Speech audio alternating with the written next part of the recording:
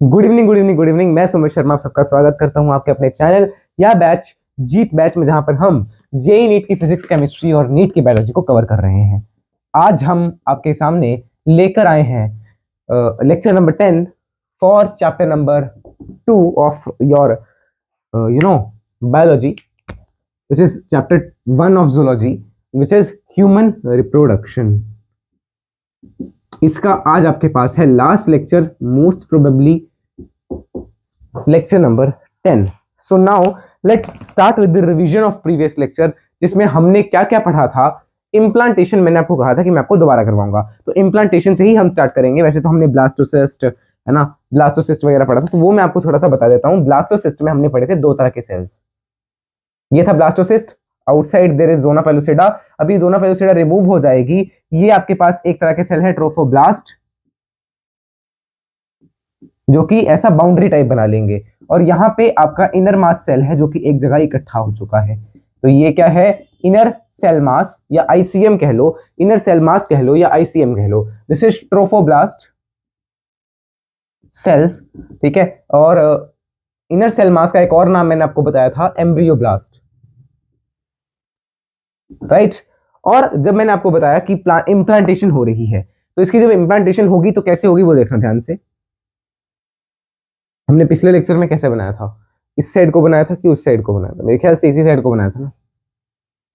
तो ये आपके पास मैंने क्या बना दिए, एंडोमेट्रियम। This is endometrium. और मैंने क्या कहा कि इम्प्लांट हो रहा है, तो मैंने मान लिया कि इतने से एरिया में इम्प्लांट, या थोड़ा और बड़ा कर लेते हैं इसको, थोड़ा और बड़ा कर लेते हैं। ये इम्प्लांट हो रहा है, देखो। अब ये इनर लाइनिंग है, तो ऐसे को इम्प्लांट होगा, ऐसे इम्प्लांट हो रहा है। तो यहां पे ही आपके कुछ और सेल्स आएंगे। What are these cells? Syncytiotrophoblast, syncytiotrophoblast cells बोलते हैं इनको, ठीक है ना। और इनके बारे में भी मैंने आपको बड़ा कुछ बता दिया था। फिर आपके पास एक और यहाँ पे ऐसा एक डिवीजन आया था, और इसको हम थोड़ा सा ऐसा बना देते हैं, थोड़ा सा इस तरह से। ये हमने पढ़ा कि दो तरह की लेयर्स हैं,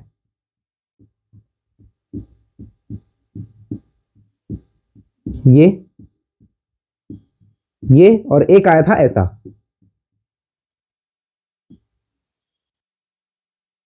right. So this is what we were having after the, देखो प्रेगनेंसी तो हो ही गई है। इसका क्या मतलब है? इम्प्लांटेशन मतलब प्रेगनेंसी हो गई, ठीक है ना। इम्प्लांट हो गया, सब कुछ हो गया, ठीक है ना। अब देखना, इम्प्लांट हो गया, ये है आपके पास sensitive trophoblast, this is cytotrophoblast, this is inner cell mass. अच्छा, ये दोनों जो है ट्रोफोब्लास्ट की डिविजन्स हैं। मतलब जब इम्प्लांट हो गया तो ट्रोफोब्लास्ट से ये दो चीजें बनेंगी। जब वो हो गया ना, इम्प्लांट हो गया, तो ट्रोफोब्लास्ट से ये चीजें बनेंगी। अब अंदर वाली साइड है आपके पास हाइपो, अंदर वाली साइड है हाइपो। देखो ये है आपके पास हाइपो ब्लास्ट, एंड ये जो बाहर वाली साइड है दिस इज एपीब्लास्ट, ठीक है ना। Epiblast and hypoblast. इसको अब आपको एक और चीज मुझे बतानी थी about yolk cell, right. Yolk cell के बारे में देखना है अब आपको। देखो ध्यान से, यॉर्क सेल एच वाई से आप याद रखेंगे, एच वाई। एच वाई मतलब जो हाइपोब्लास्ट है उसी की साइड आपको यॉर्क सेल मिलेगा। तो मतलब जो ये वाला सेल बन गया, ये है आपके पास यॉर्क सेल। इसका नाम क्या है? Yolk cell. वाई उस एल के, एल सी या एल के कुछ आप देख लेना वो, ठीक है। और यहां पे जो है आपके पास ये जो सेल बना, this is amniotic cell, amniotic cell. और इसके अंदर जो फ्लूइड है उसको हम यूज करते हैं बेबी की टेस्टिंग के लिए। इसको हम बोल देते हैं amniotic fluid, amniotic fluid, and this is the cavity between these two layers. This is known as amnion, amnion. Okay, I hope so this is all visible to you very properly. तो ये सब हमने देखा था in previous lecture, right. तो इसको आप एक बार देखो, और ये आपने पिछले लेक्चर में चेक किया था कि नहीं। अच्छा, अब इनके फंक्शंस भी मैंने आपको बताए थे, वो भी लिख ही लेते हैं, वो भी लिखवा देता हूँ, ठीक है। आईसीएम यानी इनर सेल मास से जो दो सेल्स बनेंगे या जो भी है, आईसीएम से जो क्या है, और ट्रोफोब्लास्ट के फंक्शंस क्या है। ट्रोफोब्लास्ट मैंने आपको बताया था एचसीजी, ह्यूमन कोरियोनिक गोनेडोट्रोफिन को रिलीज करेगा, और ये ह्यूमन कोरियोनिक गोनेडोट्रोफिन जो है एलएच का काम करेगा जब प्रेगनेंसी हो जाएगी, ठीक है ना। तो एलएच का काम ये करता है ड्यूरिंग प्रेगनेंसी। ठीक है, because during pregnancy LH is very low in the body, आपने मेंस्ट्रुअल साइकिल में देखा है ये सब चीजें, ये एचसीजी सिक्रीट करता है और ये कई सारे एंजाइम सिक्रीट करता है for removing of zona pellucida, कि जोना पेलुसिडा हट जाए, उसके लिए जोना पेलुसिडा से ही बाहर आ जाए उसके लिए। और मैंने आपको बताया था कि जो है आपका वो भी ये प्लेसेंटा बनाने में मदद करता है, और प्लेसेंटा का भी कौन सा part, foetal part of placenta को फॉर्म करता है, उसमें भी ये काम आता है। और आईसीएम के बारे में हमने पढ़ा था कि ये टोटीपोटेंट सेल्स होते हैं, टोटीपोटेंट सेल मतलब इन्हीं से सारा कुछ बनता है, ठीक है, टोटीपोटेंट सेल मतलब इन्हीं से सब कुछ बनता है। अब हम आगे की कहानी स्टार्ट कर रहे हैं, इसी पेज पे स्टार्ट कर रहे हैं, आगे कोई और हम पेज नहीं चेंज कर रहे, यहीं पे आपको आगे का बता रहा हूँ, ठीक है ना। तो उसके लिए मैं कलर थोड़ा चेंज कर लेता हूँ ताकि आपको पता चल जाए कि आगे का क्या है। अब आगे का ये है कि एपीब्लास्ट से आपकी 3 वॉल लेयर्स जो है वो बनती हैं, ठीक है। एपीब्लास्ट से आपकी 3 जो है लेयर्स, आपने पढ़ा होगा मीजोडर्म, एक्टोडर्म, एंडोडर्म, ये सब आपने पढ़ा होगा, और आपने पढ़ा होगा ऑरिजिन भी पढ़ा होगा क्लास 11th में, हर चीज का ऑरिजिन आपको बता दिया जाता था कि ये जो है हार्ट, यहाँ का हार्ट मीजोडर्म है, एक्टोडर्म है, एंडोडर्म है, ठीक है, ये सब आपने देखा है। तो 3 जो है आपके पास 3 जर्म लेयर्स हो जाती हैं, 3 जर्म लेयर्स, ठीक है। ब्लास्टोसिस्ट जो है वो आगे जाके डेवलप हो जाएगा, ये चलो इसको मैं आगे ही लिखवा देता हूँ, इसको आगे लिखवा देता हूँ, पहले आप इसको नोट कर लो, इसकी मैं फोटो खींच लेता हूँ। I hope so you have noted it down because you can pause the video and note it down. अब देखना आगे, ब्लास्टोसिस्ट जो है डेवलप होगा गैस्ट्रेला में, और उसको बोलते हैं गैस्ट्रेलेशन, ठीक है ना। और ये बिल्कुल छोटा सा ही आपको है, तो ज्यादा इसमें डिटेल में नहीं है। ब्लास्टोसिस्ट डेवलप्स इनटू गैस्ट्रेला, ब्लास्टोसिस्ट गैस्ट्रेला में डेवलप हो जाएगा with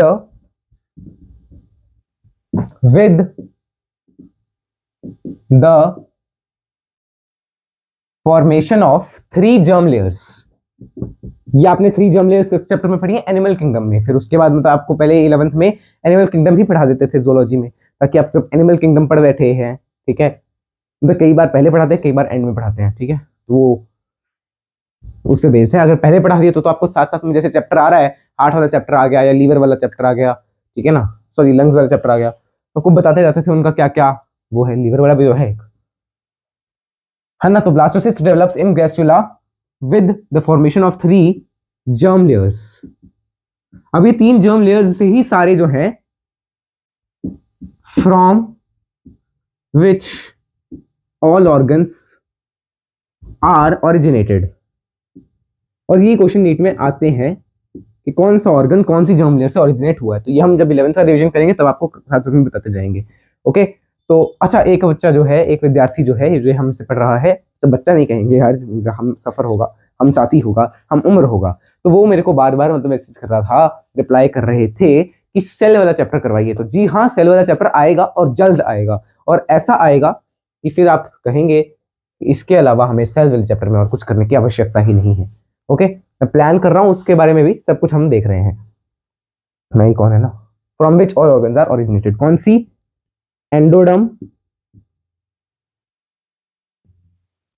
mesoderm and ectoderm, mesoderm and ectoderm, okay. Endoderm, mesoderm and ectoderm, इनको आप नोट करो, ये सब आप नोट कर लीजिए जल्दी से, then we will be moving towards the next topic. अच्छा, इसी को क्या बोल देते हैं, गैस्ट्रुलेशन, वो लिखवा दिया क्या मैंने, अच्छा ये नहीं लिखवाया ना, दिस इज, ये लिख लो बस, ये लिख लो बस, this is known as gastrulation, इसी प्रोसेस को हम बोल देते हैं गैस्ट्रुलेशन, ओके। तो इसको नोट करिए, फिर हम आगे बढ़ेंगे टुवर्ड्स दी प्लेसेंटा, ओके। अब देखो इम्प्लांट हो गया, इम्प्लांट हो गया और प्लेसेंटा का फॉर्मेशन स्टार्ट हो गया, किसने स्टार्ट कर दिया, जो आपने ट्रोफोब्लास्ट सेल्स थे, राइट, बिकॉज मैंने आपको क्या बताया, ट्रोफोब्लास्ट सेल्स जो हैं फीटल पार्ट प्लेसेंटा का बनाएंगे। अब हमें पढ़ना है कि प्लेसेंटा के फंक्शंस क्या क्या हैं और प्लेसेंटा क्या क्या कार्य करता है। सबसे पहले आपको पता है कनेक्शन है between female and male, female and male बताया, ऐसा कनेक्शन नहीं, आपके जो मदर एंड चाइल्ड के बीच का कनेक्शन है प्लेसेंटा, ओके, ये आप लिख सकते हैं इसमें। और चाइल्ड का जो नाइट्रोजनस वेस्ट है वो रिमूव करेगा, चाइल्ड को ऑक्सीजन प्रोवाइड करेगा, न्यूट्रिएंट्स प्रोवाइड करेगा, ये सब चीजें हैं, ये सब चीजें हम लिखते हैं। पहले आप इसको नोट कर लीजिए, आई होप सो आप जल्दी से इसको नोट करेंगे, फिर हम आगे बढ़ते हैं। मैं साइड हो गया, noted, so let's move ahead. This was about the gastrulation. Next comes placenta. Heading डाल लीजिए प्लेसेंटा। सबसे पहले तो प्लेसेंटा जो है एक मीडियम कह लो,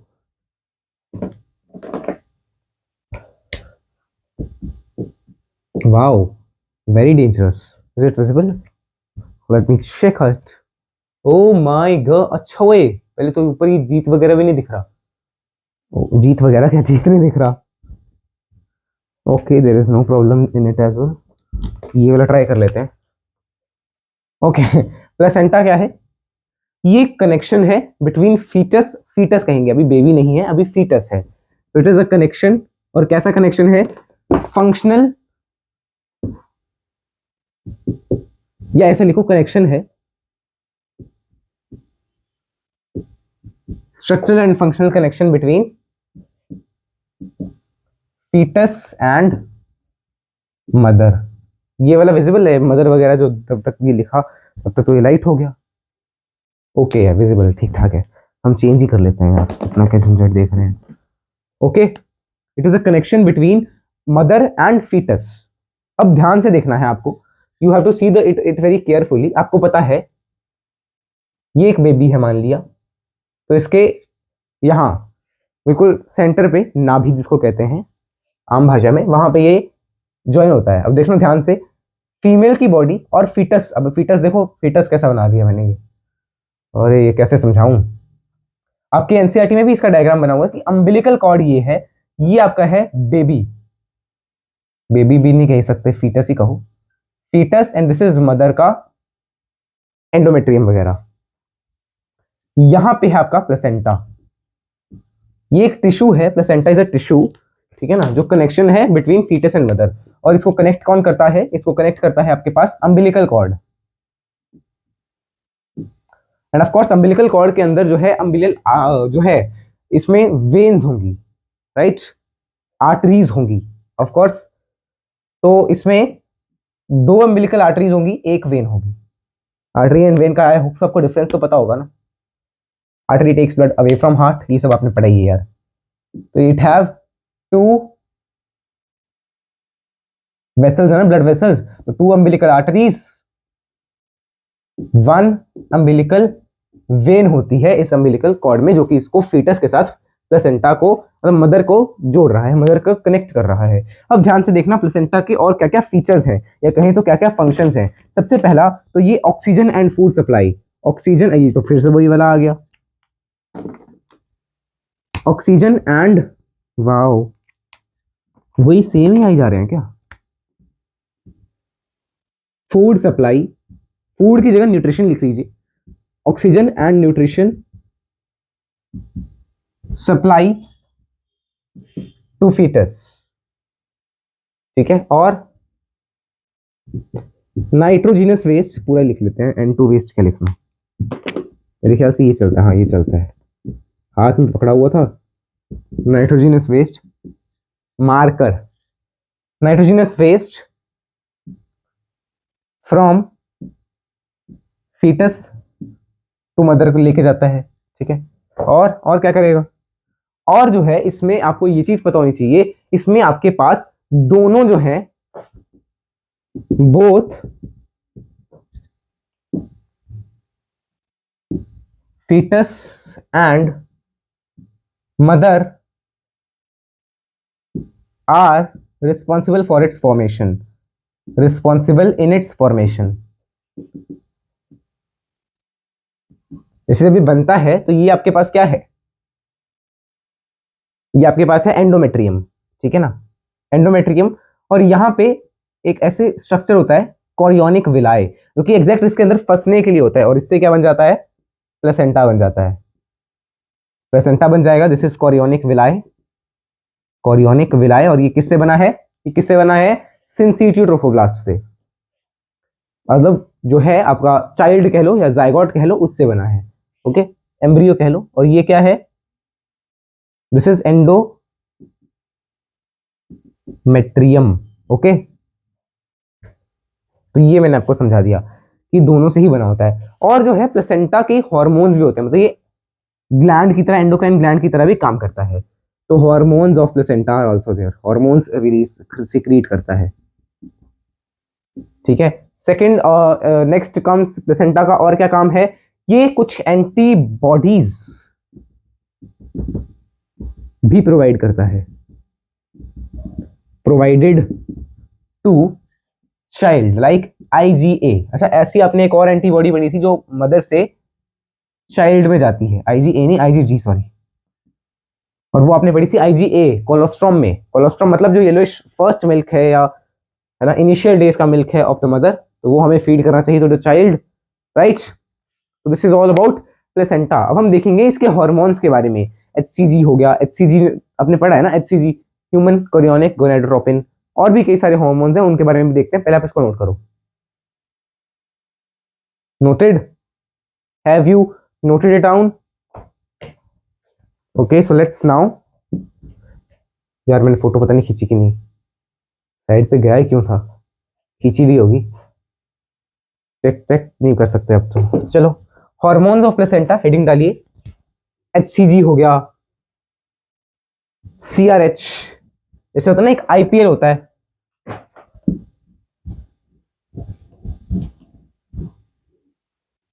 एक minute let me just turn it on. Okay, so पहले हम देखते हैं कि आपकी एनसीईआरटी में विच हॉर्मोन्स आर गिवन। अब देखिए, एनसीईआरटी अगर आप खोलेंगे तो आपको बिल्कुल लास्ट पे जो है ये मिलेगा, पेज 53 पे देखो, एचसीजी दे रखा है, एचपीएल दे रखा है, जो मैं आपको कह रहा था कि आईपीएल ना उसी की तरह होता है एचपीएल, ठीक है, और नहीं दे रखे ना, एक रिलैक्सिन दे रखा है बस, सीआरएच नहीं दिया हुआ। ओके, तो आप लिख लीजिए, सीआरएच भी लिखो, पहले मैं इसको एक मिनट साइड रखता हूं, सीआरएच लिख लो। सीआरएच सबकी फुल फॉर्म देखेंगे, CRH, HPL, HCG, HCG, CRH हो गया, एचपीएल हो गया, एचसीजी हो गया, रिलैक्सिन हो गया, ओके, एस्ट्रोजन, प्रोजेस्ट्रॉन, ये भी रिलीज होते हैं, ठीक है। वन तो हो, चलिए अब देखिएगा, आपकी एनसीईआरटी में कौन कौन से दे रखे हैं। एचपीएल दे रखा है ना, तो एचपीएल दे रखा है, एचसीजी दे रखा है, देखो, एंड्रोजन, एस्ट्रोजन दे रखे हैं, एंड्रोजन पता नहीं कहां जा रहा हूं मैं, एस्ट्रोजन, प्रोजेस्ट्रॉन, ठीक है। तो पहले हम एनसीईआरटी को रीड कर लें क्या? अच्छा नहीं, ये पूरा इन्होंने दे नहीं रखा, आगे फिर इन्होंने वो भी दे रखा है साथ ही में, जेस्टेशन पीरियड या जेस्टेशन के लिए सारा कुछ। तो पहले हम यही लिख लेते हैं, CRH, corticotrophin releasing hormone, corticotrophic releasing hormone, okay. HPL, human placental lactogen, placental lactogen, HCG, human chorionic gonadotrophin. अच्छा, ह्यूमन कोरियोनिक गोनाडोट्रोफिन जो है, ये फीमेल के यूरिन में आना स्टार्ट हो जाता है, गोनाडोट्रोफिन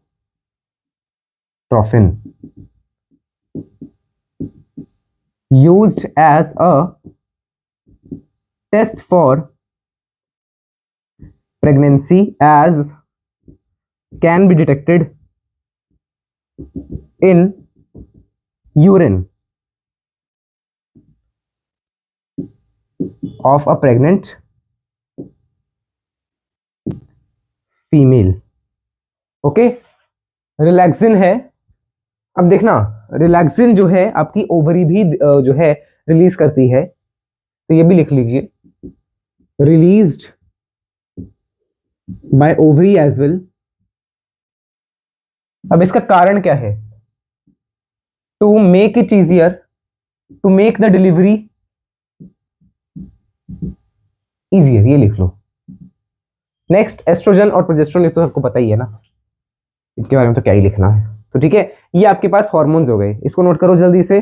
देन नेक्स्ट हम आएंगे अबाउट जेस्टेशन पीरियड, जेस्टेशन के ऊपर आएंगे फिर हम। Okay, I hope so you have noted it down. इसको जल्दी से जल्दी नोट कर लीजिए, फिर हम जेस्टेशन पीरियड पे आते हैं, जेस्टेशन के ऊपर आते हैं। Give a heading, gestation. Now what is gestation? जो टाइम पीरियड है बेबी के डेवलपमेंट का, कि अब फीटस जो है वो बेबी में कन्वर्ट होगा, उसको हम कह सकते हैं, या एम्ब्रियो का पूरा development into the baby, that we can call as gestation period. Gestation period.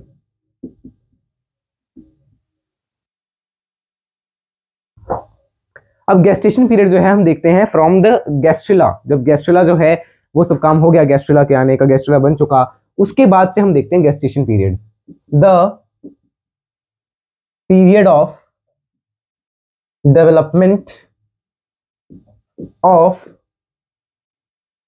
FOETUS fetus after gastrulation is known as gestation period। अब नॉर्मल अगर मैं बात कर रहा हूं तो नॉर्मली कितना होता है, 9 months. Normally it is 9 months. और ये हम कहां से कैलकुलेट करें, गैस्ट्रुलेशन से। अब गैस्ट्रुलेशन अगर मैं कह रहा हूं तो देखना, मेंस्ट्रुअल साइकिल अगर मैं बताऊं तो ये फर्स्ट डे आ गया मेंस्ट्रुअल साइकिल का, फर्स्ट डे, ये 15th या 14th डे जहां पे ओव्यूलेशन हो गया। ओव्यूलेशन के बाद यहाँ पे कहीं 28वें दिन के 27th 28th डे पे जाके गैस्ट्रुलेशन होती है, और ये जो है 14 से 15 दिनों का इनमें गैप होता है ओव्यूलेशन और गैस्ट्रुलेशन में। ठीक है, गैस्ट्रुलेशन हो गई, और यहां से आपकी जो है 9 मंथ्स की कहानी होती है, जिससे जो है, जो पता नहीं क्या लग रहा है, पेंगुइन लग रहा है ये, जिससे आपका आप जो है पैदा हो जाते हैं। इस पीरियड को हम क्या बोल देते हैं, जेस्टेशन पीरियड। अभी कितने दिन का होता है, it is for 266 days approximately. अगर हम देखें तो 266 डेज होते हैं। पर अगर हम देखें gestation period from last pregnancy, last pregnancy क्या बोलता हूं मैं, लास्ट मेंस्ट्रुअल साइकिल या लास्ट मेंसेस, तो पिछले मेंसेस को जोड़कर अगर हम देखें तो इसमें अगर आप कितना जोड़ेंगे, 28 जोड़ेंगे ना। 266 में अगर आप 28 जोड़ रहे हैं तो 8 8 16 होता है, 16 में से 2 हटाया तो 14 आता है, 6 7 8 9, 294। सॉरी, लास्ट ओव्यूलेशन अगर आप देख लेते हैं या लास्ट मेंसेस देखो। अच्छा, एक minute, if you see it from the day of ovulation, या हम जैसा अप्रॉक्स की बात कर रहा हूं मैं, तो इसको हम कितना ले लेते हैं, 280 ले लेते हैं, gestation period from the last menses, we take it as 280। तो ये नीट में एक आधी बार क्वेश्चन आया है, और उसमें जो डाटा जो है करेक्ट दिया था हमने, वही वाला यहाँ पे आपको लिख के दे दिया है। जेस्टेशन पीरियड का अगर हम बात कर रहे हैं यहां से ओव्यूलेशन के डे से, दैट इज 28, सॉरी 266 डेज, फिर इसमें हमने 280 डेज कह देंगे from the last menses. Okay, that's all about gestation period. अब हमें देखना है कि बेबी की जो डेवलपमेंट है जेस्टेशन पीरियड में वो कैसे कैसे हो रही है।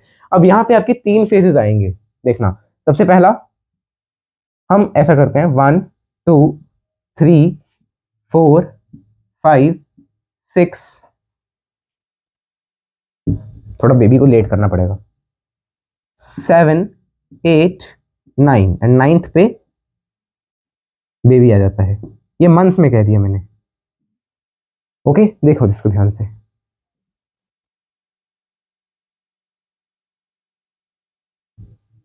ओके, अप्रोक्सीमेटली कितने वीक हो गए, 9, एक महीने में 4 होते हैं ना, तो 9 4 जा 36 वीक्स हो गए। और 36 को अगर मैंने 42 7 20 22 23 24 25 252, एंड इसको आप कह सकते हैं 252 डेज। बट आपको पता है हर एक उसमें जो है 4 हफ्ते नहीं होते, किसी किसी में 5 हफ्ते भी होते हैं, राइट। 5 संडेज आ जाते हैं, 5 हफ्ते तो नहीं होते बट 5 संडेज आ जाते हैं। या 5 मंडेज आ जाते हैं, तो एक आधे दिन का फर्क होता है, उसके कारण ये आया है, ठीक है ना। तो पहले 252 था, अब 266 कैसे लिख दिया हमने, इसमें 9 में से तो कुछ ऐड कर दिया ना, देखो जो एक एक दिन एक्स्ट्रा होता है किसी किसी महीने में, वो हमने ऐड करके अप्रोक्सीमेटली 266 डेज लिख लिया। ओके, मतलब अगर मैं कहूँ तो 252 से 260 कितने हो सकते हैं मैक्स टू मैक्स, 9 में से आपके पास इसका हाफ यानी कि 4 या 5 हो सकते हैं ना, तो इसमें आप उतना ऐड कर लीजिए, ठीक है, 5 हम ऐड कर लेते हैं तो 260 कह लो, 260 डेज हो सकते हैं अप्रोक्स, ठीक है। And if I check on Google पे देखता हूं मैं, gestation period from menses, last menses,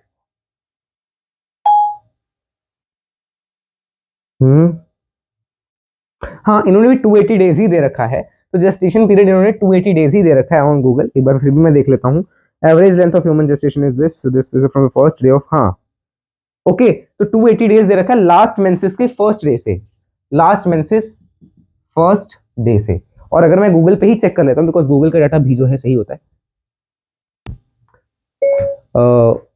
gestation period from the gastrulation day,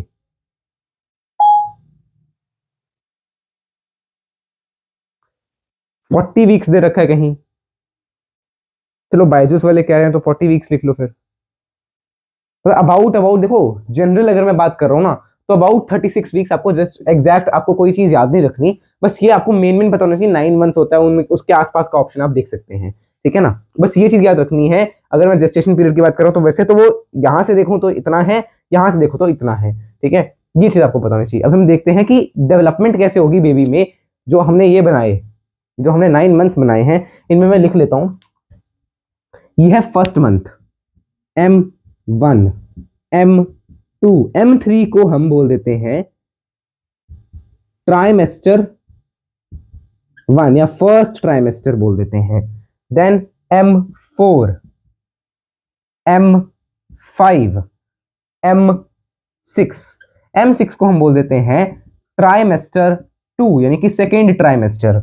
M7, M8, M9 यानी कि थर्ड ट्राइमेस्टर। तो 3 ट्राइमेस्टर्स होते हैं, ओके 3 ट्राइमेस्टर्स होते हैं।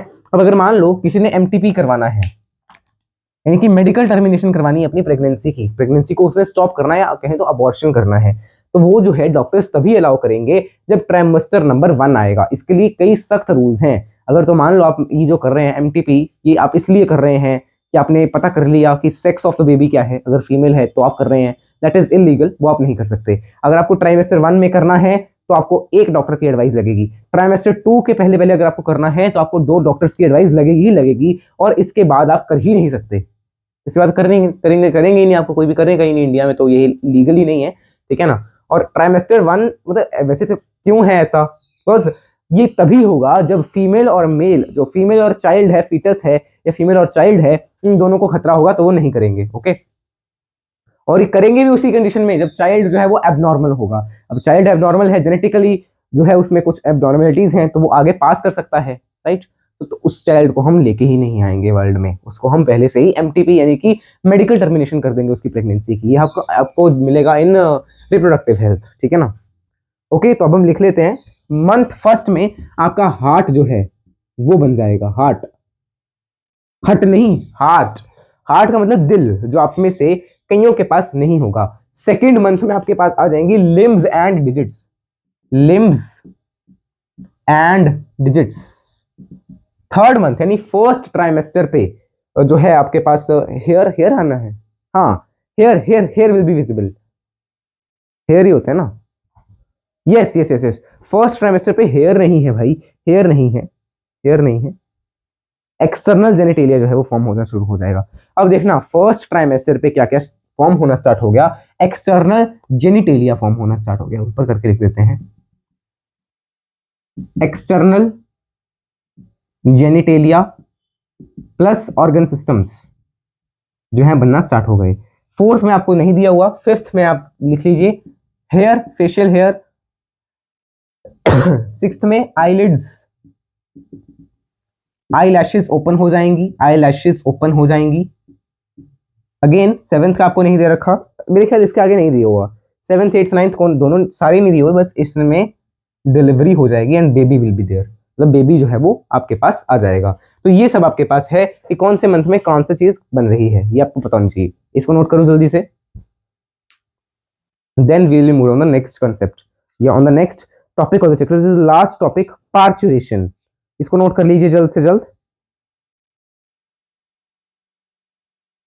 Okay, now let's move to the last topic of the chapter, which is parturition, या parturition को हम क्या कहते हैं, डिलीवरी कहते हैं। तो अब आप याद करिए वो दिन, जब आप इस चैप्टर के लेक्चर नंबर 1 को देख रहे थे। उसमें मैंने आपको बताया था ये सारे प्रोसेसेस जो हमने आज कवर कर लिए हैं, आज हम कवर कर चुके होंगे, मतलब विद इन नेक्स्ट कितना टाइम होगा, 10 मिनट्स, राइट। 10 मिनट्स लग जाएंगे या 5 to 10 मिनट्स लग जाएंगे। Parturition means delivery of baby. Neuro endocrine mechanism use होता है, न्यूरो एंडोक्राइन मैकेनिज्म, और जहां पे एंडोक्राइन आ गया मतलब कुछ सिक्रीशन भी होगी। अब देखना, सबसे पहले तो ऑक्सीटोसिन के रिसेप्टर्स बनेंगे, और वो कैसे बनेंगे, जब डिलीवरी होनी होगी ना, तो जो प्लेसेंटा है वो बहुत वीक हो जाएगी, तो प्लेसेंटा जो है वो सीआरएच सीआरएच रिलीज करेगी, CRH released by placenta, corticotrophin releasing hormone. और ये कहाँ पे एक्ट करेगी, जो आपके पास ये जो हमने बना ली, क्या बना ली, सीआरएच रिलीज करवा दिया, ये कोर्टिसोल्स पे, या कहीं तो एड्रिनल कॉर्टेक्स पे जो है, फीटस के जो एड्रिनल कॉर्टेक्स है। देखो एड्रिनल कॉर्टेक्स आप सबने पढ़ा है कहाँ पे, क्लास 11th में। तो ये जो है एक्ट करेगी adrenal cortex of foetus, foetus के एड्रिनल कॉर्टेक्स पे ये एक्ट करेगी। अब ये जो है फीटस का एड्रिनल कॉर्टेक्स पे एक्ट किया, तो इसने क्या किया, इसने दो चीजें रिलीज की, इसने आपके जो है दो चीजें रिलीज की। एक तो इसने रिलीज किया कॉर्टिसोल्स, जो कि क्या करेगा, ब्रीदिंग में मदद करेगा, या कहें तो एल्वियोलाई को ओपन करेगा, open alveoli and help in breathing, सांस लेने में ये मदद करेगा। यार अच्छे से नहीं लिखा जा रहा, अच्छे से आज देखो, ये मैंने ब्रीदिंग लिखा है, ब्रीदिंग तो पता नहीं कहां से लग रहा है ये, ठीक है। नेक्स्ट,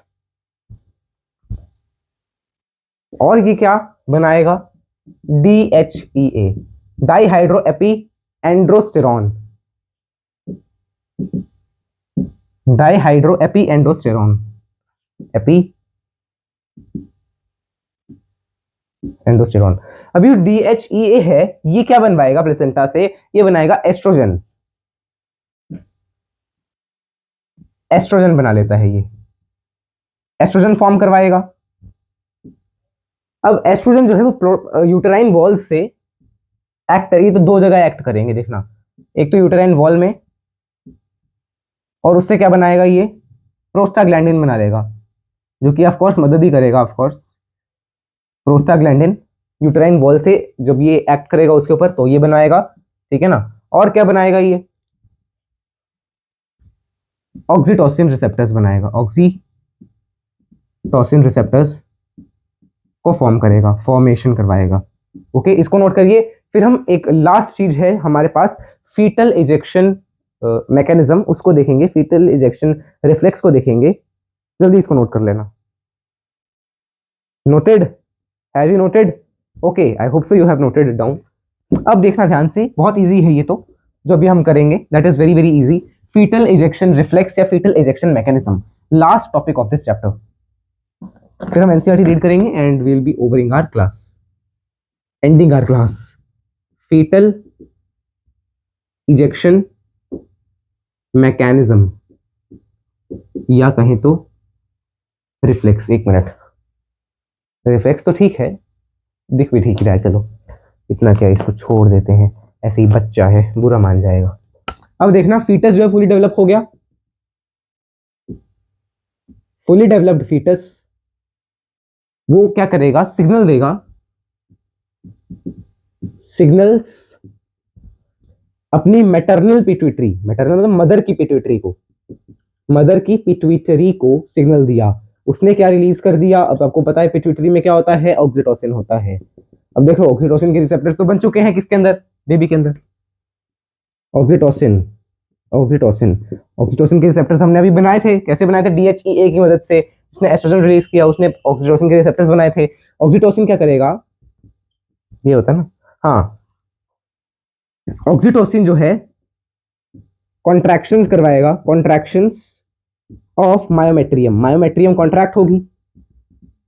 अभी फिर से सिग्नल जाएगा, again signals MP, maternal pituitary, ठीक है ना, एमपी को मैं लिख देता हूं यहां पे, मैटरनल पिट्यूटरी, मैटरनल पिट्यूटरी को दोबारा से सिग्नल गया, उसने और ऑक्सीटोसिन बढ़ा दिया, फिर और विग्रस कॉन्ट्रैक्शंस हुई। अच्छा इससे नीचे दिख रहा है क्या, थोड़ा सा छोटा सा करके लगा सकते हैं ऐसे, एंड पार्चुरेशन हो गया, जिससे आपको क्या मिल गया, बेबी इज आउट, या बेबी बाहर आ चुका है from the body of female. Alright, so this was fetal ejection mechanism or reflex.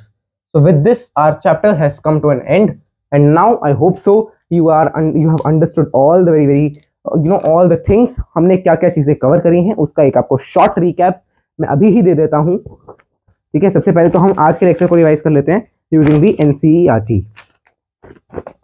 आइएगा page number 53, pregnancy and embryonic development पे। After implantation finger like projections appear on trophoblast, जिनको हम बोलते हैं कोरियोनिक विलाई, ये भी आपको करवा दिया था ना, कोरियोनिक विलाई जो ट्रोफोब्लास्ट पे आएगा, उस which are surrounded by uterine tissue and maternal blood, uterus के टिश्यूज हैं, है ना, वो आ जाएंगे और मैटरनल ब्लड आ जाएगा। ये जो है इंटरडिजिटेड हो जाएंगे, इसको क्या बोलते हैं, प्लेसेंटा की formation with each other and jointly form a structure and functional unit between developing embryo fetus and maternal body called placenta। अच्छा पहले मैं इसकी फोटो खींचता हूँ, फिर एक स्लाइड होमवर्क की भी दे देता हूँ। पहले एक पेज होमवर्क का लिख लेते हैं, then we will come to NCERT reading. Homework DPP number 9 you have to solve, okay, yes it is working. Homework में सॉल्व ऑल DPPs, कौन कौन सी, सब्जेक्ट DPP या chapter DPP 1 to 9, subject DPP कौन सी है, 9 9 18 ना, 10 to 18। एक्चुअली ना subject DPPs total 19 होनी चाहिए थी, 19 हो चुकी हैं, बिकॉज पिछले चैप्टर में हमने 10 DPPs दी थी, तो कोई नहीं, ना कौन देखता है, गिनता है। Okay, this is all about a homework. Next revise whole lecture, revise all whole chapter, lecture नहीं whole chapter, and next chapter जो हम स्टार्ट करेंगे उसके लिए मैंने पोल तो डाल ही दिया था यूट्यूब पे। Okay, let's see for the next chapter, और नोट्स बना लेना, ओके, नोट्स बना लेना। अब हम इसकी NCERT को अच्छे से रीड करते हैं, आगे देखिएगा। The placenta facilitate the supply of oxygen and nutrients to the embryo and also removal of carbon dioxide and excretory waste material from the umbilical cord, waste material produced by the embryo. It is connected to the embryo through umbilical cord, which helps in transport of substances to and from the embryo. Placenta also acts as endocrine tissue and produces several hormones like HCG, human chorionic gonadotropin, HPL, human placental lactogen, estrogens, progestogens.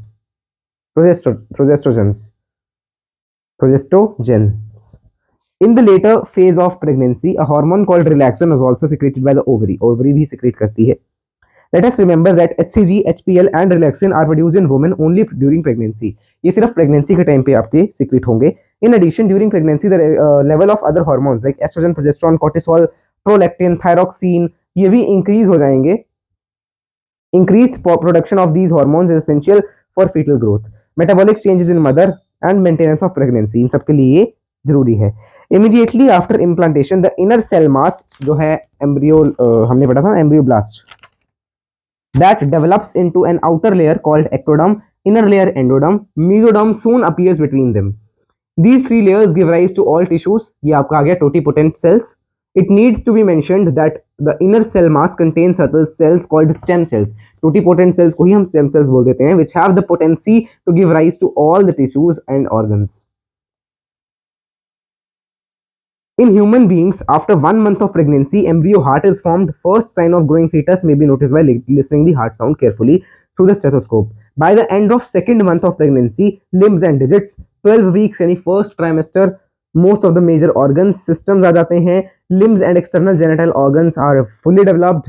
First movement of fetus जो है fifth month. अच्छा ये तो हमने लिखा ही नहीं यार, ये लिख लो, ये important है, तो मैंने लिखवाना ही भूल गया. फिफ्थ मंथ में ये वेरी इंपॉर्टेंट है. और फर्स्ट मूवमेंट ऑफ फीटस आपको दिखती है एंड फेशियल हेयर ये सब दिखता है ना, हेयर ग्रोथ दिखती है. वो मैंने लिखवा दिया, ये लिखवाया नहीं, देखो. Okay. And hair on head are usually observed during the fifth trimester. By the end of about 24 weeks, अब देखो 12 weeks का first trimester, 24 का second trimester. End of second trimester, the body is covered with fine hair, eyelids separate, eyelashes are formed. By the end of 9 months of pregnancy, the fetus is fully developed and is ready for delivery. Parturition and lactation. Lactation हम cover कर चुके हैं, तो parturition पे करेंगे. Average duration of human pregnancy is about 9 months, which is called the gestation period. Vigorous contraction of the uterus at the end of pregnancy causes expulsion या delivery of fetus. ये तो हमने देख लिया ना, contraction होगी. This process is called parturition. It is induced by complex neuroendocrine mechanism. The signals for parturition originate from fully developed fetus and the placenta, which induce mild uterine contractions called fetal ejection reflex. This triggers the release of oxytocin from maternal pituitary. Maternal pituitary से oxytocin आया. Oxytocin जो है act करेगा uterine muscles पे, stronger और ज्यादा strong हो जाएगा यूट्राइन कॉन्ट्रैक्शन, जिससे फर्दर सिक्रीशन होगी ऑक्सीटोसिन की, और ये चलता जाएगा. और reflex the stimulatory reflex between the uterine contraction and oxytocin release secretion continues, resulting in stronger and stronger contractions. इससे क्या होता है, एक्सपल्शन हो जाती है बेबी की. And parturition soon after the delivery, infant is delivered, placenta is also expelled out from uterus. ठीक है ना. अच्छा यहाँ पे एक दिया है, what do you think the doctors inject to induce delivery. तो इसका आप आंसर भी लिख लीजिए, यहाँ पे एनसीईआरटी में लिख लो, मैं लिखवा ही देता हूँ. पायरोसिन लिख लो. Pyrocin is given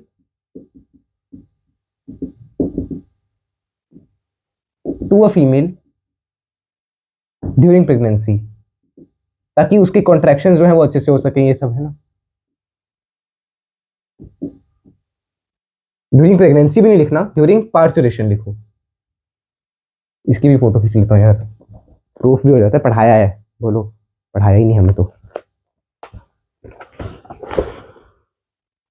the memory gland चाहिए तो ऐसे ही है. हाँ, तो अब हम आएंगे कि इस चैप्टर में हमने क्या क्या पढ़ा. अब बिल्कुल स्टार्टिंग से आप एनसीईआरटी देखिएगा. फर्स्ट पेज पे आपने पढ़ा था अबाउट जनरल टर्म्स कि ह्यूमंस जो बेबी पेयर्स होते हैं, insemination, gametogenesis, fertilisation, implantation, gestation, parturition, ये सब हमने पढ़ा. फिर हमने आए थे मेल रिप्रोडक्टिव सिस्टम में, testis, external genitalia, accessory glands and duct system हमने देखा था. ठीक है. स्क्रोटम के बारे में पढ़ा था कि 2 से 2.5 सेंटीमीटर डिग्री सेल्सियस जो है वो लोअर टेम्परेचर होता है नॉर्मल इंटरनल बॉडी से स्क्रोटम में, इसलिए आपकी टेस्टिस स्क्रोटम में होती है, जिससे स्पर्म की फॉर्मेशन आसानी से हो सके. टेस्टिस जो है वो ओवल शेप में होती है, 4 से 5 सेंटीमीटर, 2 से 3 सेंटीमीटर अंडरलाइन करते जाना. 250 कंपार्टमेंट्स, ट्यूनिका एल्बुजिना डिवाइड हो जाएगी.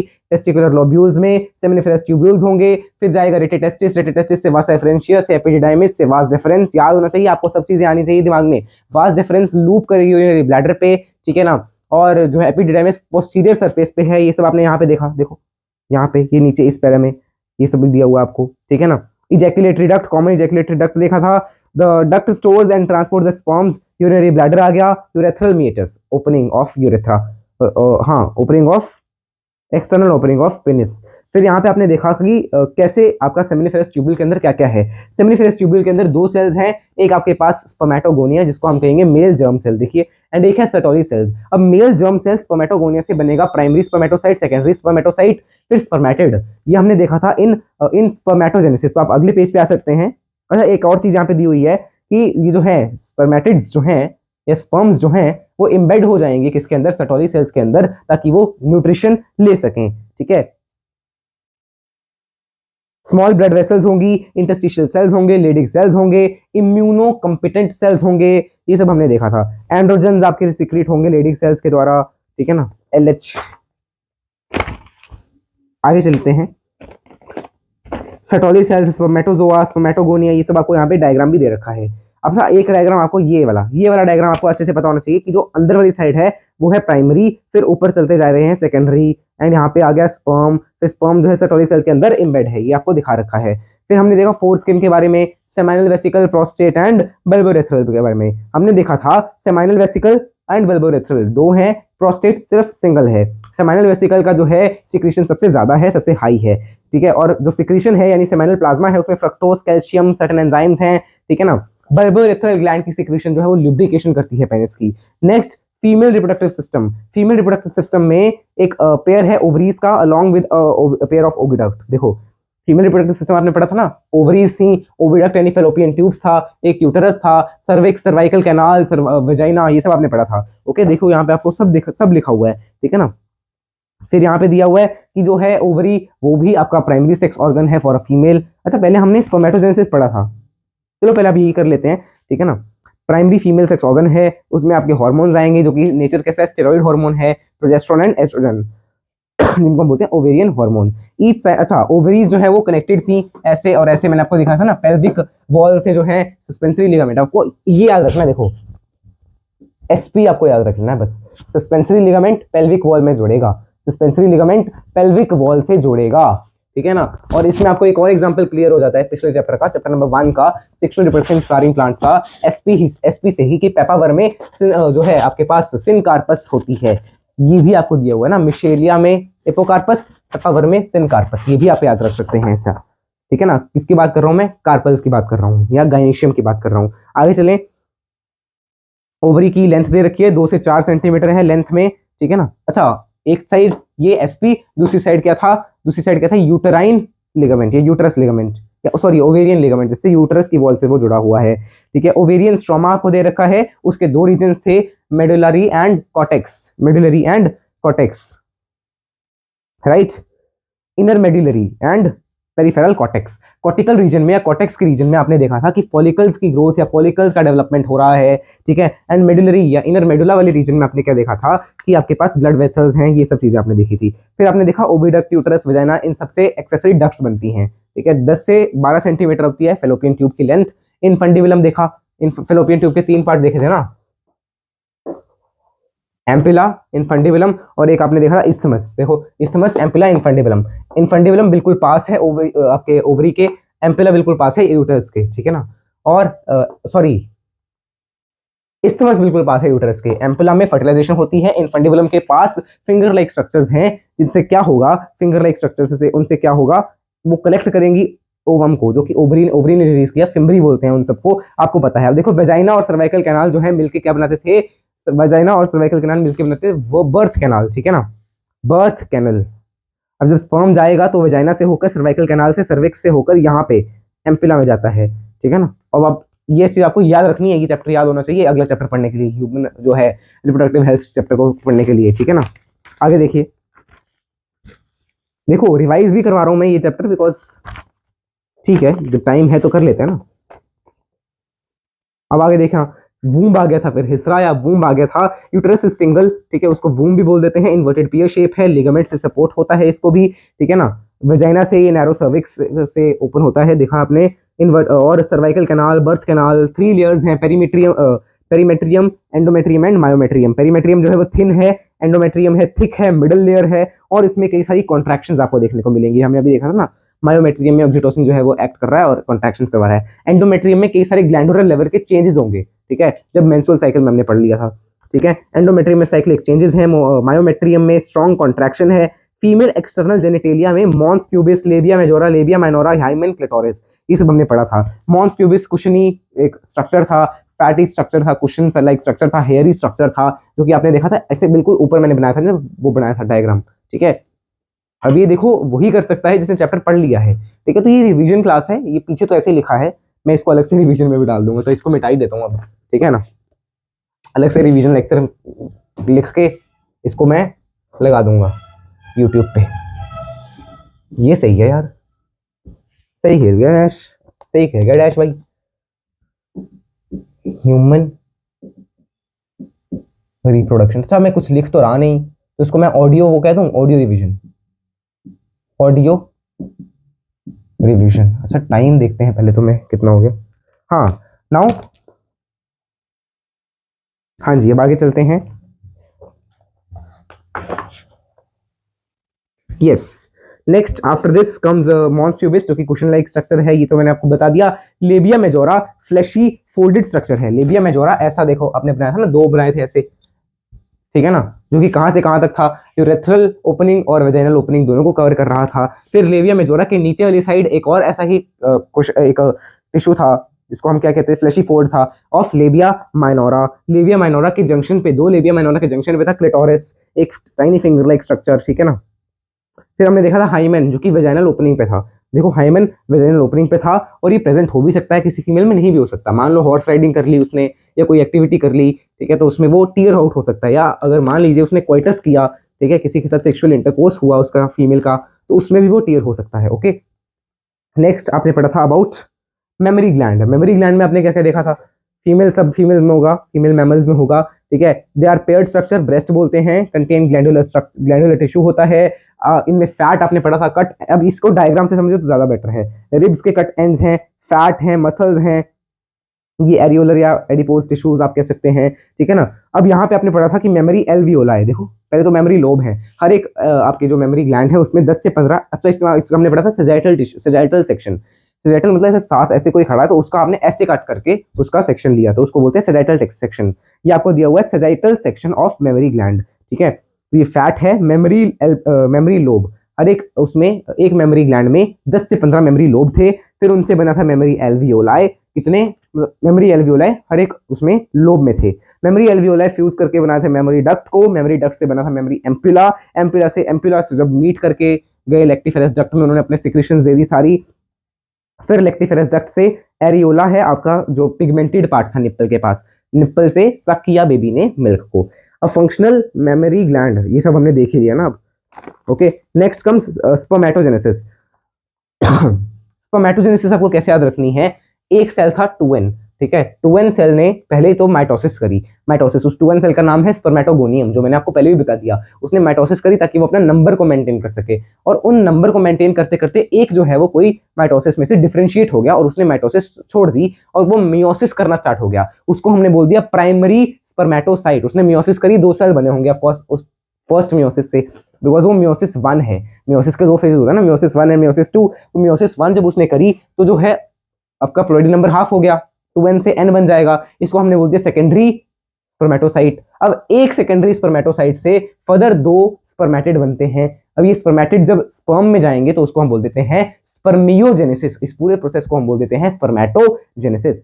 और जब ये स्पर्म बन जाएंगे तो ये सेटोली सेल के अंदर एम्बेड हो जाएंगे, फिर उधर से बाहर निकलेंगे। और जब ये सेमिनिफेरस ट्यूब्यूल से बाहर निकलेंगे उस प्रोसेस को हम बोल देते हैं स्पर्मिएशन, ठीक है।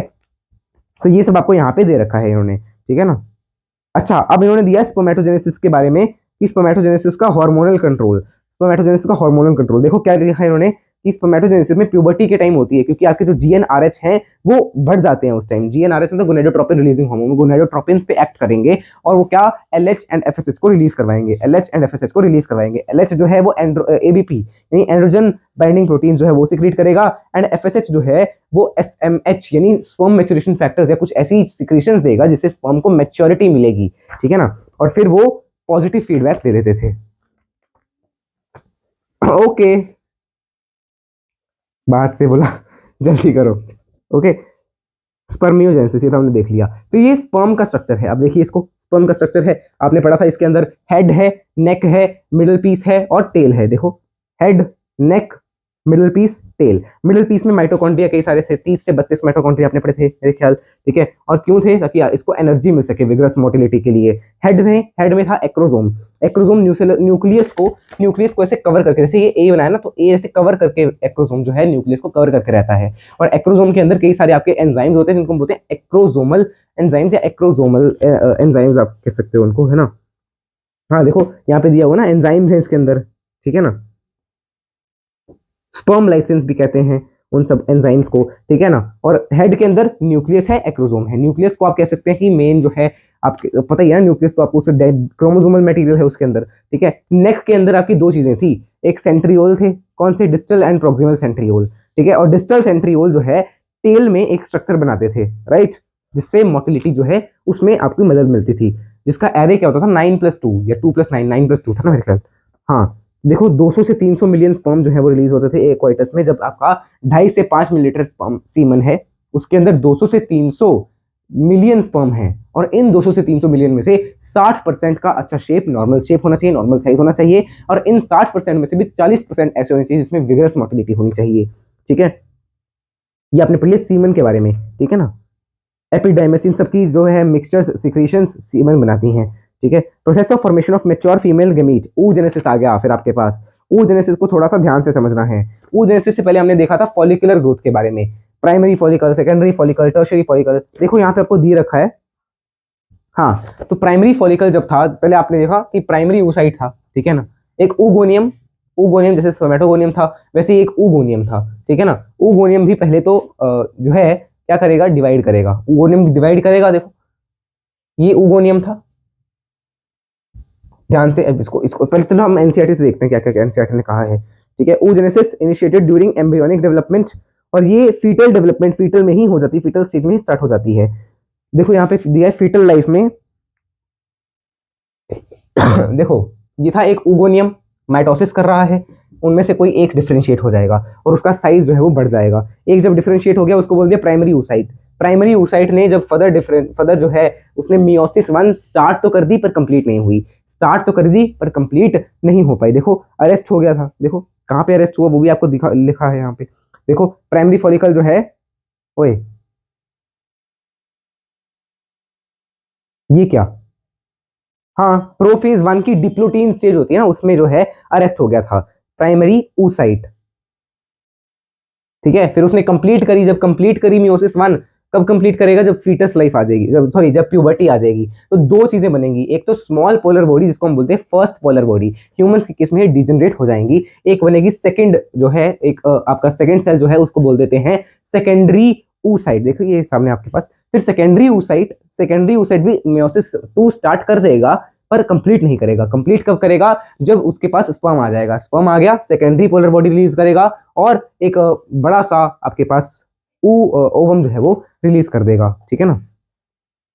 अब देखो ये सब आपको यहाँ पे दिया हुआ है, और आपको दिया हुआ है फॉलिकल एट्रेशिया के बारे में कि 60,000 से 80,000 ही प्राइमरी फॉलिकल्स जो है वो बचते हैं, बाकी डिजनरेट हो जाते हैं एक फीटस में से, ठीक है ना। तो प्यूबर्टी के टाइम सिर्फ इतने ही बनते हैं, बचते हैं। अब मैंने आपको कहा कि फॉलिकुलर ग्रोथ या फॉलिकुलर के बारे में, फॉलिकुलर फेजेस के बारे में मैंने आपको बताना है, फॉलिकल्स के बारे में आपको बताना है। प्राइमरी फॉलिकल जो है उसमें कुछ भी नहीं है, बस एक लेयर है सेल्स की जिसको हम बोलते हैं ग्रेनुलोसा सेल्स। फॉलिकल्स के जो सेल्स हैं उनको हमने क्या कह दिया, ग्रेनुलोसा सेल्स। और ये जो डेवलपमेंट चल रही है ये कॉर्टेक्स रीजन में चल रही है, आंखें बंद करनी है और इसको सुनते जाना है जो मैं कह रहा हूँ, ठीक है ना। तो प्राइमरी फॉलिकल के बाद बनता है सेकेंडरी फॉलिकल, और अभी भी जो अंदर आपके पास oocyte है वो प्राइमरी oocyte ही चल रहा है। देखो oocyte को कवर करते हैं बस ये, मतलब oocyte के लिए एक रैप है, इस एनवलप है जो आपके पास फॉलिकल है, ठीक है। तो सेकेंडरी फॉलिकल जो है वो आपका प्राइमरी oocyte को ही कवर किए बैठा है, बस उसमें आपके पास जो है थीका इंटरना, थीका एक्सटर्ना वो बन जाती है, ठीक है ना। और टर्शरी जो है, टर्शरी में प्राइमरी सेकेंडरी दोनों ओवम देखे, दोनों oocyte देखे जाते हैं। मतलब जब प्राइमरी से सेकेंडरी बनता है तो इनिशियली तो प्राइमरी है, सेकेंडरी बाद में बना, तो वो टर्शरी के अंदर ही होता है, ठीक है ना। और जो टर्शरी फॉलिकल है उसके अंदर एक और चीज आ जाती है एंट्रम, उसके अंदर क्या जाती है एंट्रम, और जोना पेलुसिडा भी आ जाती है, जोना पेलुसिडा भी आ जाती है। फिर आपने देखा था अबाउट ग्राफियन फॉलिकल की, ग्राफियन फॉलिकल में जो है आपके पास एंट्रम वो है फुली डेवलप हो गया, सब कुछ आपके पास है, theca interna, theca externa, zona pellucida भी बन चुकी है, और ये किसने बनाई होती है, सेकेंडरी oocyte खुद ही अपने आसपास बनाता है। तो ये था ग्राफियन फॉलिकल। अब ग्राफियन फॉलिकल को रप्चर कर दिया जाता है किसके द्वारा, एलएच के द्वारा।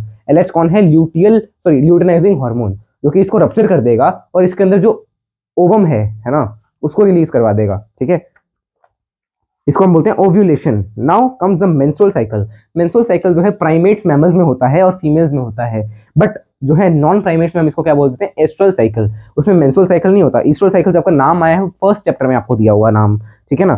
तो अब इसकी जो है लाइफ जो है मेंस्ट्रुअल साइकिल कितने दिन का होता है, लगभग 28 डेज का। तो आपने मेंस्ट्रुअल साइकिल जब आपने, अब आपके सामने जो इमेज है ना जो आपकी एनसीईआरटी में, ये देखो 50 पेज पे, इसको आप देखते जाइए साथ साथ में, आपको दिख रही है, ब्लर होगी शायद। Okay, now now let's check it out. हाँ, तो ये आपको इमेज आपके सामने रख लेनी है या देखते जाना है इसको। देखिए सबसे पहले जो है मेंसेस से स्टार्ट हो रहा है, मतलब जब ये कॉर्पस ल्यूटियम डीजनरेट हो रहा है या एंडोमेट्रियम जो है वो डीजनरेट हो रही है, तो आपका ब्लड आएगा फीमेल की बॉडी में, और ये कितने दिन चल रहा है, 1 to 5 days. After this comes the follicular stage या प्रोलिफरेटिव फेज। ठीक है, फॉलिकुलर फेज या प्रोलिफरेटिव फेज। प्रोलिफरेटिव फेज मतलब जब आपकी जो वॉल है ये खुद जो है डेवलप होनी स्टार्ट हो जाएंगी या खुद डेवलप हो जाएंगी। एक मिनट, ये आया आया, ओके ओके, डेवलप होनी स्टार्ट हो जाएंगे। अरे बाहर से आप बुला रहे हैं ना, टाइम काफी हो गया वैसे इस वीडियो में, है ना। तो वो डेवलप जो है डीजनरेट होगी एंडोमेट्रियम की वॉल, तो वो आपके पास ब्लड के फॉर्म में जा रहा है, और कॉर्पस ल्यूटियम भी डीजनरेट हो रहा है ना पिछले साइकिल का। ठीक है, तो आपके पास ब्लड आ रहा है। फिर ब्लड के बाद प्रोलिफरेटिव फेज या फॉलिकुलर फेज, जिसमें फॉलिकल्स की ग्रोथ होगी इन ओवरी, एंड अगर मैं बात कर रहा हूं तो एंडोमेट्रियम की वॉल जो है दोबारा से बननी स्टार्ट हो जाएगी। ठीक है, ये देखो फॉलिकुलर फेज। फिर आएगा ओव्यूलेटरी फेज। ओव्यूलेटरी फेज में क्या है, ओव्यूलेटरी फेज में या मेंस्ट्रुअल फेज तो आपका पहले हो गया, उसके बाद आया प्रोलिफरेटिव, उसके बाद आया ओव्यूलेटरी। ओव्यूलेटरी में आपके पास जो है ओव्यूलेशन हो जाएगी, 14th डे पे ही ओव्यूलेशन होती है। ठीक है ना, ये देखो, ये देखो, ये जो है फॉलिकल्स की ग्रोथ हो रही है। अब फॉलिकल्स की ग्रोथ जो है इसके अंदर होते हैं ग्रेनुलोसा सेल्स, मैंने आपको बताया। और जो ग्रेनुलोसा सेल्स हैं वो एस्ट्रोजन को एक पीक दे देते हैं। ठीक है ना, एस्ट्रोजन को एक पीक दे देते हैं, और ये एस्ट्रोजन जो है वो पॉजिटिव फीडबैक देता है एलएच और एफएसएच का, जिसके कारण यहाँ पे भी पीक आ जाती है एलएच की और एफएसएच की। अब इसकी पीक का एक और भी कारण है कि इसने जो है ग्राफिन फॉलिकल को हटा के, तोड़ के कॉर्पस ल्यूटियम बनाना होता है। ठीक है, तो आप ये भी लिख सकते हैं, दो कारण हैं इसके। ठीक है ना, फिर जो कॉर्पस ल्यूटियम है, कॉर्पस ल्यूटियम वो अगेन एस्ट्रोजन एंड प्रोजेस्टेरोन को सीक्रेट करता है, और ये जो एस्ट्रोजन प्रोजेस्टेरोन सीक्रेट हुआ ये एलएच और एफएसएच को नेगेटिव फीडबैक देते हैं, जिससे ये वापस नॉर्मल हो जाएंगे। ठीक है ना, तो this was all about the menstrual cycle. देखिए अब यहाँ पे आपका ये ल्यूटियल फेज, ल्यूटियल फेज मतलब जब कॉर्पस ल्यूटियम कुछ सीक्रेट कर रहा है, या सेक्रेटरी फेज भी कहते हैं इसको आप। ठीक है, फिर नेक्स्ट साइकिल जो है आपका स्टार्ट हो जाएगा जब कॉर्पस ल्यूटियम डीजनरेट होना स्टार्ट हो जाएगा। ठीक है, अगर मान लो नेक्स्ट साइकिल आपको नहीं चाहिए, मतलब प्रेगनेंसी हो गई है, तो कॉर्पस ल्यूटियम जो है वो डीजनरेट नहीं होता है। ओके, तो ये देखिए 3 से 5 दिन में ये सब हमने देख लिया, ग्राफिन फॉलिकल ये सब हमने मेनो। हाँ, फिर है menarche and menopause. Menarche and menopause में क्या है कि मेनार्क जो है वो स्टार्टिंग होती है किसी भी फीमेल में मेंस्ट्रुअल साइकिल की, एंड मेनोपॉज जो है वो एंडिंग होती है। एंडिंग मतलब जब उसकी एज 50 ईयर्स की हो गई तो ये ओव्यूलेशन जो है वो स्टॉप हो जाएगी, ये सब रुक जाएगा। ठीक है, और जबकि spermatogenesis is not related to age, कोई भी मेल जो है वो स्पर्मेटोजेनेसिस कर सकता है, उसकी बॉडी में होती रहती है मतलब। फर्टिलाइजेशन एंड इम्प्लांटेशन, फिर हमने ये सब, ये देखो ये हमने 2-3 दिन में लास्ट में कवर किया है। Fertilisation and implantation. फर्टिलाइजेशन में हमने देखा था अबाउट सबसे पहला कैपेसिटेशन। कैपेसिटेशन होती है फर्टिलाइजेशन में कि जो है स्पर्म में से कुछ ना कुछ कोलेस्ट्रॉल उसके सरफेस पे निकाले जाते हैं, जिससे वो इस काबिल बन सके कि वो जो है फीमेल के ओवम को क्या कर सके, फ्यूज कर सके। ओके, तो इसको बोलते हैं capacitation. Then comes agglutinization या एग ल्यूटिनेशन। इसमें क्या है, आपके पास स्पर्म के पास होता है एंटी फर्टिलाइजिन, फीमेल के पास यानी ओवम के पास होता है फर्टिलाइजिन। ये आपस में एक दूसरे को रिकॉग्नाइज कर लेते हैं, और आफ्टर रिकॉग्नाइजिंग ये क्या करेंगे, फ्यूज कर जाएंगे। ओके, इसको बोलते हैं रिकॉग्निशन या अग्लूटिनेशन। फिर है आपके पास एंजाइम्स का काम। ठीक है ना, एंजाइम्स का काम आता है फिर, कि जब आपने पढ़ा, ये देखो ये डायग्राम बना है, हाँ ये देखो भाई डायग्राम बना हुआ है। ठीक है, ये देखिए ना डायग्राम बना हुआ है, स्पर्म जो है वो आ रहा है, ये कोरोना रेडिएटा सेल्स हैं। कोरोना रेडिएटा सेल्स को कैसे हटाएगा, कोरोना पेनिट्रेटिंग एंजाइम को यूज करेगा, जो कि कौन बनाएगा, स्पर्म लाइसिन, जो कि कहां पे होंगे, एक्रोसोम में। एंजाइम्स पढ़े थे ना, एक्रोसोम में होते हैं। अब इनके बीच में एक लेयर होती है हाइलुरोनेस। ठीक है, हाइलुरोनिक एसिड होती है, उसको जो है स्पर्म किस एसिड से हटाएगा, हाइलुरोनेस। ठीक है, फिर जोना पेलुसिडा को कैसे हटाएगा, जोना पेलुसिडा को हटाने के लिए जोना लाइसिन यूज करेगा। ठीक है ना, और जैसे ही स्पर्म जो है जोना पेलुसिडा को टच कर लेगा, जोना पेलुसिडा को टच करने के बाद जो है रेस्टिंग मेम्ब्रेन पोटेंशियल जो है वो चेंज हो जाएगी। ठीक है ना, जैसे रेस्टिंग मेम्ब्रेन पोटेंशियल थी वो चेंज हो जाएगी। ठीक है ना, चेंज हो गई, तो उसका जो है आपके पास कह सकते हो कि उसकी पोलैरिटी जो है वो चेंज हो जाएगी, डीपोलराइजेशन हो जाएगी।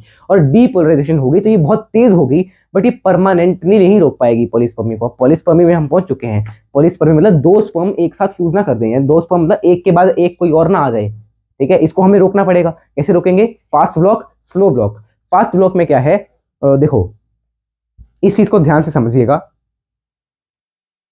फास्ट ब्लॉक में क्या हुआ, जैसे पहले तो क्या था, माइनस अंदर प्लस बाहर, अब क्या हो गया, प्लस अंदर माइनस बाहर, इससे जो है अगला स्पर्म नहीं आ सकता। यह है फास्ट ब्लॉक टू पॉलीस्पर्मी, ठीक है, जिसमें क्या हो गया, डी जो है आपके पास डीपोलराइजेशन हो गई किसकी, मेम्ब्रेन ऑफ ओवम की, ठीक है। इसके बाद और कोई स्पर्म नहीं आ सकता, पर आ भी सकता है, क्यों, बिकॉज ये टेम्परेरी मेथड है। अब परमानेंट ब्लॉक ऑफ पॉलीस्पर्मी क्या है, ये स्लो ब्लॉक है। इसके बाद क्या होगा ना, कि ये जो है हमने किया कि ये Na पॉजिटिव की जो है एंट्री करवा देगा। Na पॉजिटिव जो है स्मूथ एंडोप्लाज्मिक रेटिकुलम पे एक्ट करेगा, जो कि क्या है, कैल्शियम रिलीज करेगा। और जो किस पे एक्ट करेंगे, कॉर्टिकल ग्रेन्यूल्स पे एक्ट करेंगे, और कॉर्टिकल ग्रेन्यूल्स जो है वो अपनी सिक्रीशंस दे देगा इसके अंदर, पेरीवाइटलाइन स्पेस के अंदर। देखो पेरीवाइटलाइन स्पेस क्या है, ये आपको जोना पेल्विस्टा दिख रही है और ये आपको ओवम की वॉल दिख रही है। ये आपके पास बीच में जो स्पेस है, इज कॉल्ड पेरीवाइटलाइन स्पेस, ठीक है ना। तो ये आपके पास ब्लॉक्स ऑफ पॉलीस्पर्मी के बारे में हमने पढ़ा था। फिर हमने देखा था अबाउट क्लीवेज, अच्छा नहीं, इसके बाद हमने देखा था सेक्स डिटर्मिनेशन हमने देखा था कि XX means male, oh my god, XX means female, XY means male, 50% mail हो सकते हैं, 50% फीमेल। डिसाइडिंग फैक्टर फीमेल के पास तो होता ही नहीं है, मेल के पास होता है, बट वो भी मेल के हाथ में थोड़ी है कि वो एक्स वाला दे रहा है कि वाई वाला दे रहा है, ठीक है ना। बट अगर हम कहें कि कौन किसका जो है गेमेट डिसाइड करता है कि जो है मेल है या फीमेल, तो वो मेल का गेमेट जो है डिसाइड करता है। फिर हमने देखा था क्लीवेज में हमने देखा, ये देखो ब्लास्टोमेयर्स देखे थे, ब्लास्टोमेयर्स देखे थे। अब 1 सेल से 2 सेल, 2 सेल से 4 सेल, 4 से 8, 8 से 16 को हम बोल देते थे मोरेला, 8 वाले को बोलेंगे अर्ली मोरेला, 16 वाले बोलेंगे लेट मोरेला, ठीक है ना। और फिर हमने देखा था ब्लास्टोसिस्ट के बारे में, ट्रोफोब्लास्ट, इनर सेल मास, ये तो हमने पिछले लेक्चर में देखा, तो इसको रिवाइज करने की कोई जरूरत है नहीं वैसे, पर फिर भी कर ही लेते हैं ना। ट्रोफोब्लास्ट, इनर सेल मास में 2 सेल्स बनाए थे, 2 तरह के सेल्स, एक था हाइपोब्लास्ट, एपीब्लास्ट। ट्रोफोब्लास्ट में बनाए थे 2 तरह के सेल्स। कौन कौन से 2 तरह के सेल्स थे ट्रोफोब्लास्ट के बनाए हुए, एक था आपके पास सेंसिटिव ट्रोफोब्लास्ट, एक था आपके पास साइटोट्रोफोब्लास्ट। सेंसिटिव ट्रोफोब्लास्ट जो है वो क्या करता था, वो बनाता था फीटल पार्ट ऑफ प्लेसेंटा, ठीक है। और जो है आपके पास inner cell mass, they are totipotent cells या स्टेम सेल्स, मतलब ये जो है डेवलप करेंगे पूरे के पूरे एम्ब्रियो को। फिर है इम्प्लांटेशन हमने देख ली, ठीक है ना। कोरियोनिक विलाय, ये सब हमने अभी रीड किया, तो ये तो बताने की जरूरत ही नहीं है, ये तो हमने अभी अभी किया है, ओके, दैट्स इट। अच्छा नहीं, पर ये तो हम जाएंगे, ये तो जारी है यूट्यूब पे अलग से, इसको भी हम पढ़ाई देते हैं ना। देखो मोरेला बन गया, ट्रोफोब्लास्ट, इनर सेल मास, याद रखना है। जैसे एंडोमेट्रियम मैंने ऐसे बनाई है, ऐसे देखो ये एंडोमेट्रियम, तो इसी डायरेक्शन में जो सेल बनेंगे वो होंगे हाइपोब्लास्ट, और हाइपोब्लास्ट वाली साइड बनेगा यॉर्क सेल, दूसरी वाली साइड बनेगा एमनियोटिक सेल। एमनियोटिक सेल में एमनियोनिक सॉरी एमनियोटिक फ्लूइड होगा, जो कि जो है एक मेल को, मतलब जो फीटस है उसमें देख सकता है कि कोई ना कोई बीमारी या कुछ है तो नहीं, फीटस के चेकिंग के लिए काम आता है, ठीक है। Then we came to the pregnancy and embryonic development.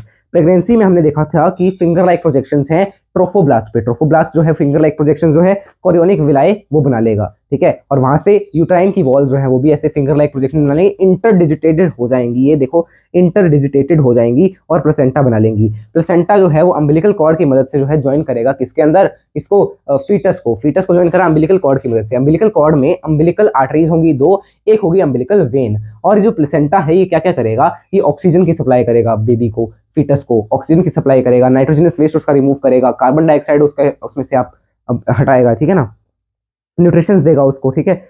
और हमने देखा कि जो है प्लेसेंटा जो है ये एंडोक्राइन सिस्टम भी है इसका, ये एंडोक्राइन ग्लैंड की तरह भी काम करती है, बिकॉज ये HCG ह्यूमन कोरियोनिक गोनेडोट्रोफिन जो कि क्या करता है, ल्यूटियन जो है LH को, LH यानी LH मतलब ल्यूटिलाइजिंग हार्मोन की तरह काम करता है जब प्रेगनेंसी हो रही होती है। ह्यूमन प्लेसेंटल लैक्टोजन ये रिलीज करेगा, एस्ट्रोजन रिलीज करेगा, प्रोजेस्टेरोन, रिलैक्सिन मतलब जो है डिलीवरी को थोड़ा आसान बना दे फीमेल के लिए, वो रिलीज करेगा।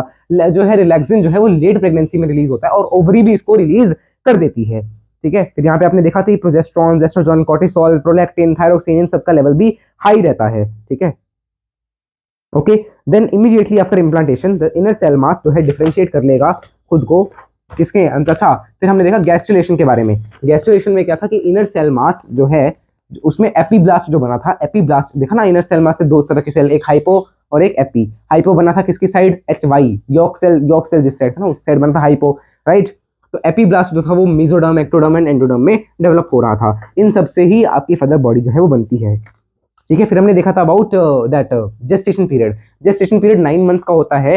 280 डेज का आप कह सकते हैं फ्रॉम द लास्ट मेंसेस, या 266 डेज का कह सकते हैं फ्रॉम गैस्ट्रुलेशन पीरियड या फ्रॉम गैस्ट्रुलेशन डे। ओके, ठीक है ना। फिर 1 मंथ पे हार्ट बन जाता है, 2 मंथ्स पे लिम्स एंड डिजिट्स, 3 मंथ्स पे आपका फर्स्ट ट्राइमेस्टर आ जाता है। फर्स्ट ट्राइमेस्टर हम बोलते हैं 12 वीक्स को। उसमें आपका क्या आ जाएगा, मेजर ऑर्गन सिस्टम बन जाएंगे। ठीक है, लिम्स हो गया, एक्सटर्नल जेनिटेलिया, एक्सटर्नल जेनिटेलिया याद रखना है। 5 मंथ्स पे जो है हेड पे हेयर आने स्टार्ट हो जाएंगे, एंड साथ साथ में फर्स्ट मूवमेंट दिखनी शुरू हो जाएगी फीटस की।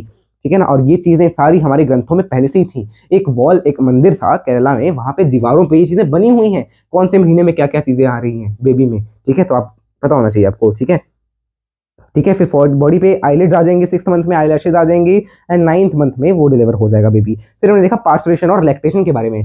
पार्चुरेशन में हमने देखा था कि सबसे पहले जो है आपके प्लेसेंटा जो है वो वीक हो जाएगी, और वो कुछ चीजें रिलीज करेगी। क्या? CRH, corticotrophin releasing hormone. Corticotrophin releasing hormone जो है एड्रिनल कॉर्टेक्स पे एक्ट करेगा बेबी के। ठीक है ना, एड्रिनल कॉर्टेक्स पे एक्ट करेगा फीटस के। ठीक है, और जो कि क्या रिलीज करेगा, कॉर्टिसोल्स। कॉर्टिसोल्स रिलीज करेगा, और वो कॉर्टिसोल्स जो है कॉर्टिसोल क्या करेगा आपके पास, जो है कॉर्टिसोल उसको ब्रीदिंग में मदद करेगा, एल्वियोलाई को ओपन कर देगा। ओके, और ये रिलीज करेगा DHEA। DHEA रिलीज करेगा, जो कि क्या, एस्ट्रोजन रिलीज करेंगे। एस्ट्रोजन से आपके पास जो है यूट्रस वॉल जो है, यूट्राइन वॉल को एस्ट्रोजन जो है यूट्राइन वॉल पे एक्ट करेगा ताकि वो कुछ रिलीज करे। ठीक है ना, प्रोजेस्टाग्लैंडिन रिलीज करे, प्रोजेस्टाग्लैंडिन, एंड जो है एस्ट्रोजन ऑक्सीटोसिन के रिसेप्टर्स बनाएगा। फिर हमने देखा था फीटल इजेक्शन रिफ्लेक्स, कि इसमें क्या है, जो अब देखो, जब फुली डेवलप्ड फीटस आ गया तो फीटस ने मदर की पिट्यूटरी को, मैटरनल पिट्यूटरी को सिग्नल दिया, जिससे मैटरनल पिट्यूटरी ने क्या किया, मैटरनल पिट्यूटरी ने ऑक्सीटोसिन को रिलीज कर दिया। ऑक्सीटोसिन रिलीज हुआ, मायोमेट्रियम में जो है आपके पास जो है क्या बना, क्या बढ़ गया, मायोमेट्रियम के कॉन्ट्रैक्शंस बढ़ने शुरू हो गई। फिर और ऑक्सीटोसिन रिलीज करेगा वो, और जो है बनेगी। ठीक है, कॉन्ट्रैक्शंस बढ़ती जाएंगी, ये हमने देखा। अच्छा, फिर हमने देखा था लैक्टेशन के बारे में। लैक्टेशन भी देखा था ना, वो भी देख ले तो यहाँ पे लैक्टेशन के बारे में हमने देखा था कि लैक्टेशन में कोलोस्ट्रॉम जो है, कोलोस्ट्रॉम वेरी इंपॉर्टेंट होता है, जिसके अंदर IgA होता है, प्लेसेंटा से IgG जाता है बेबी के अंदर। तो this was all about today's lecture, and the whole chapter का रिवीजन भी हमने देख लिया है। Let's meet in the next lecture, till then take care, bye bye, and thanks for watching. ये मेरी आउटरो नहीं है, चलिए फिर मिलते हैं लेक्चर में, तब तक जय श्री कृष्ण, राम राम, सीताराम, राधेश्याम, श्रीमन नारायण, राम राम।